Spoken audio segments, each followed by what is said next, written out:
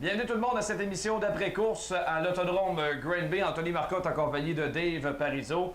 Dave, on anticipait une très bonne foule ce soir. C'est exactement ce qu'on a eu pour la soirée Robert Bernard. Le championnat mi-saison qui nous a permis d'accueillir beaucoup de gens, probablement du nouveau monde aux courses, qui ont certainement apprécié le spectacle. Une météo parfaite pour des courses. Oui, ça mettait le ton. Les vacances de la construction, c'est toujours comme ça. C'est le championnat mi-saison qui est en même temps. Donc, ce soir, oui, on a eu tout un spectacle et à peu près dans toutes les catégories, on a eu tout un show. Commençons d'ailleurs par les sports compacts. Ça faisait un certain temps, la semaine dernière, qu'on n'avait pas parlé de Claude Cournoyer. Il a gagné la semaine dernière, il a récidivé ce soir. Oui, Claude Cournoyer qui va chercher une 4e victoire cette saison, une 2e consécutive. On l'a vu reculer dans le peloton, ça s'est bousculé. Danick Sylvestre, le 9S, a fait un excellent boulot aussi, a été chercher la 2e position. Un nouveau venu sur le podium, le 09, Jean-Philippe Gay, qui a une belle progression. 2e saison complète du côté des sports compacts. Une course qui a été marquée par un accident majeur, un capotage de Christine Gagné sur la ligne droite arrière. Une drôle d'embardée, a eu contact et s'est retrouvée de travers. Ça a cogné très solidement avec le muret. Et elle a escaladé le mur avant de retomber sur le capot. Heureusement, sans trop de dommages pour Christine Gagné. On va aller d'ailleurs entendre les propos du gagnant, Claude Cournoyer. Claude Cournoyer, écoute, 4e victoire cette saison, 2e de suite. Je pense que là, tu as retrouvé tes repères. Plusieurs neutralisations. Tu as travaillé fort, par contre, pour aller chercher Danick. Oui, celle-là n'était pas gagnée. J'ai travaillé assez fort. L'auto n'était pas parfaite. Et j'ai tenu mon bout. Ça a fonctionné. Bon, on voyait, écoute, à la mi-course, quand tu as commencé à remonter, on te voyait rentrer très, très fort dans la courbe numéro 3. Puis je pense que c'est là que tu allais chercher le plus de terrain sur Danick. Oui, c'est ça. À un moment donné, je le voyais plus. Il me faisait peur pareil. Mais félicitations, Claude. Écoute, ça a été toute une course, puis continue sur cette super lancée. Merci beaucoup. C'était le vainqueur de la finale chez les sports compacts, Claude Cournoyer. En cette soirée, Robert Bernard, bien sûr qu'on attendait le porte-étendard de Robert Bernard, c'était Steve Bernard, qui se met toujours une tonne de pression en vue de cette soirée. Il veut tout le temps bien faire. C'était très bien parti pour Steve Bernard. Il avait pris une belle avance au départ de la course, mais sa voiture, clairement, s'est beaucoup gâtée par la suite. Il avait beaucoup moins de mordant en piste. Il a finalement reculé plus loin dans le peloton. Mais finalement, à l'avant, lorsqu'il a eu l'occasion de prendre les devants après des ennuis mécaniques de François Bernier, David Hébert se fait filer vers une victoire chèrement acquise, bien méritée. Il avait une voiture dominante aujourd'hui. Oui, le One David Hébert, 300e départ ici, toute classe confondue pour lui. Donc, c'est une belle façon d'aller chercher la victoire. Et si on y va statistique, 40e victoire en modifié 358. 128e overall partout, Québec-Canada, toute classe confondue. Donc le One qui poursuit, revient en force. On a eu une première moitié de saison un petit peu coup-ci coup-ça, mais là, je pense que ce soir, c'est des points importants qui ont été cherchés. Ça va le replacer au championnat, notamment en raison de l'abandon. Non, je ne devrais pas dire l'abandon, mais presque de Michael Parent qui a été impliqué dans un accrochage, tout comme Steve Bernier. Ça a été Steve Bernier qui a démontré qu'il était tout un chauffeur. Dans cet accrochage au 26e tour, la partie arrière, le différentiel, une barre de retenue s'est cassée et lorsqu'il était sur le droit arrière, le différentiel, la roue gauche allait de l'avant, donc la voiture devait être très difficile à conduire. Il a réussi de main de maître à aller chercher la 2e position. Ouais, il va être très dur à déraciner, lui, du premier rang du classement. On était à la mi-saison, mais lors de la parution des points, Steve Bernier risque d'avoir une avance confortable au classement des pilotes. Il va faire tout un spectacle. Mais honnêtement, le héros du jour de cette finale modifiée, c'est pas David Hébert, c'est malheureusement pas Steve Bernier, c'est Claude Brouillard, le vétéran pilote à sa 41e saison aux courses.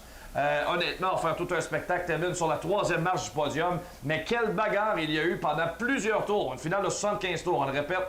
Avec Steve Bernard, avec Steve Bernier, Alain Boisvert, Mathieu Boisvert, ils se sont tous mêlés de près ou de loin à une bagarre de tous les instants pour la 2e position. Finalement, il doit se contenter de la 3e, mais le vétéran là, mérite entièrement les hommages aujourd'hui. Il va faire tout un show.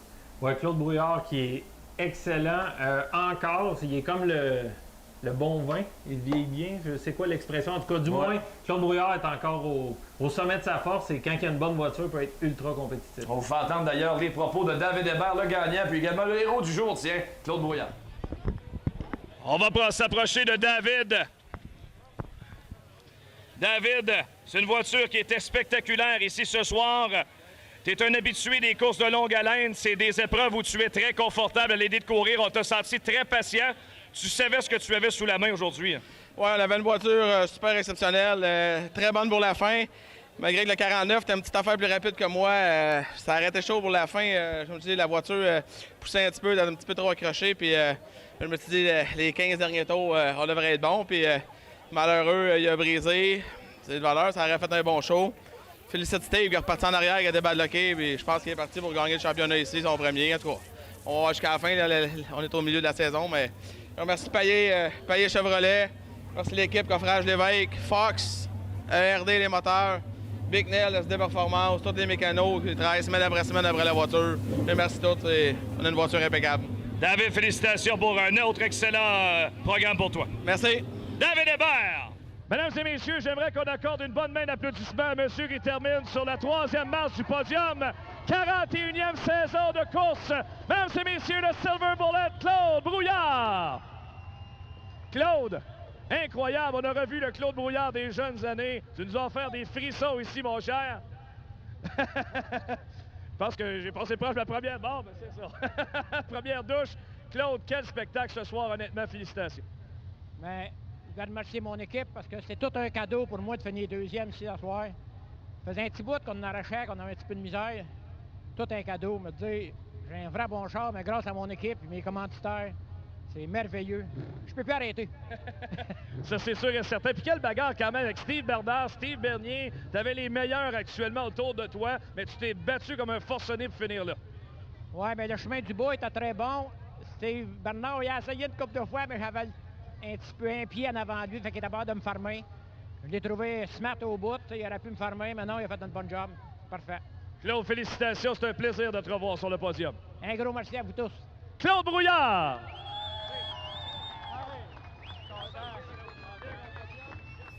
Il y avait deux porte-étendards de Robert Bernard aujourd'hui. Steve Bernard, bien connu. L'autre, peut-être un petit peu moins, mais le gang est connu, celui-là, de plus en plus. C'est le jeune homme Evan Racine dans la voiture 54.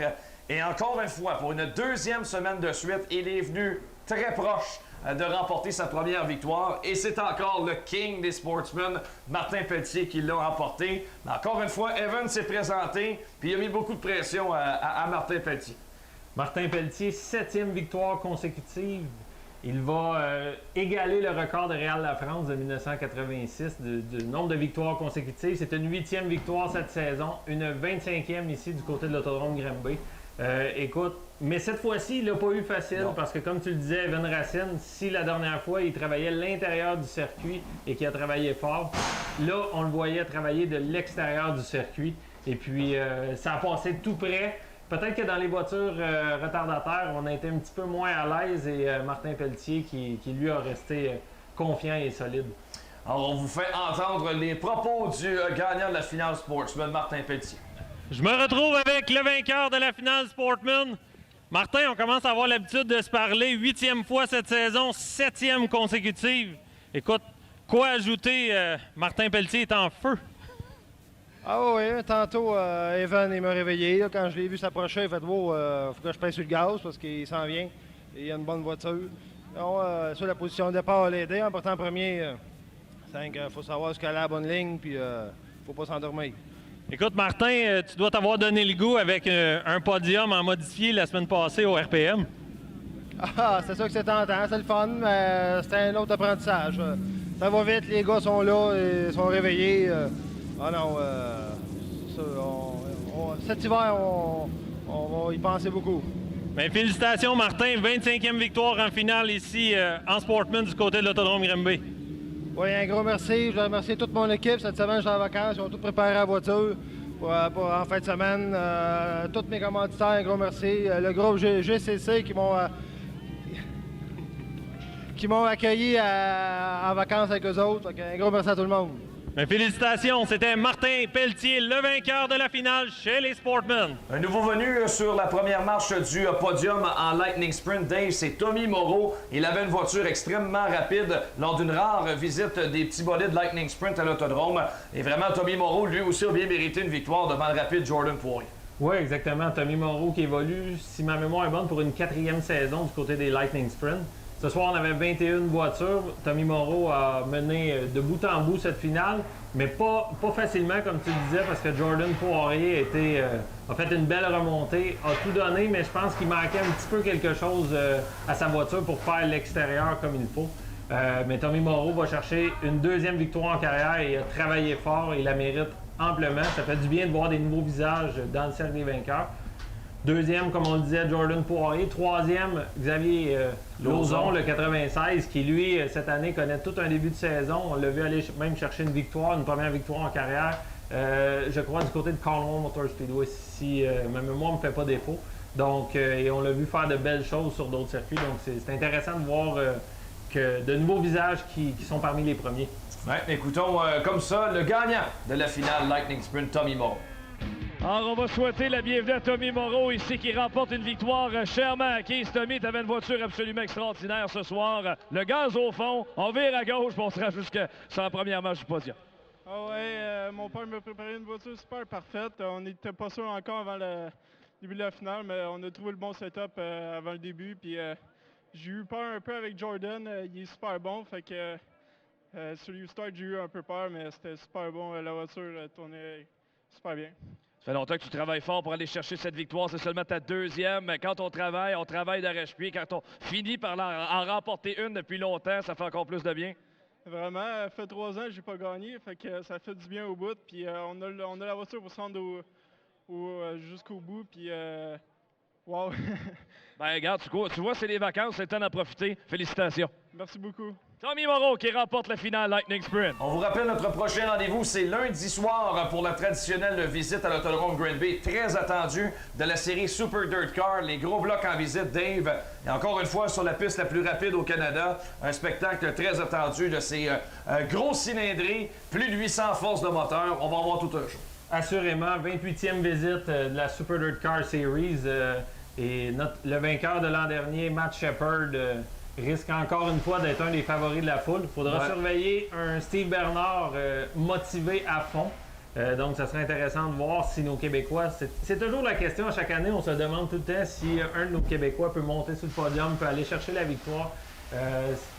Ça va être intéressant de voir si quelqu'un peut mettre la patte devant Matt Shepard lundi, le 23. Ah, il sera assurément l'homme à battre, Shepard, toujours aussi confortable lorsqu'il roule au Québec. Puis on va revenir à la programmation régulière dès vendredi prochain pour la soirée du Mémorial de la Terre battue. On porte d'ailleurs justement nos chandails à l'effigie du Mémorial. On vous lance l'invitation. C'est une soirée qui promet d'être très émotive pour l'hommage qu'on va rendre à Réal Ledoux qui nous a quittés malheureusement au cours de la saison morte, sans vouloir faire de vilain jeu de mots. Mais vous comprendrez que dans le cas de Réal Ledoux, c'est une soirée pour sa famille qui sera assurément très spéciale parce que son départ est très proche et on va lui rendre un vibrant hommage à non seulement un excellent pilote, mais un grand amateur de course qui a toujours été parmi nous au cours des années. Moi, j'ai très hâte à vendredi prochain. Oui, ça va être le 8e intronisé de notre fabuleux projet qu'on a mis ensemble sur pied en 2014. Donc, très fiers de ce projet-là. Malheureusement, la météo nous avait joué des tours l'an dernier, mais là, je suis confiant, vendredi, ça va être le moment pour Réal de faire son entrée parmi les grands, les immortels. Exact. On va pouvoir ajouter son visage justement sur notre grande murale à l'entrée de l'autodrome Granby. Alors, on va remercier tout le monde d'avoir été là. On se donne rendez-vous lundi pour la visite des gros blocs, très attendue à l'autodrome. Ici Anthony Marcotte, au nom de Dave Parizeau. On se dit à la prochaine.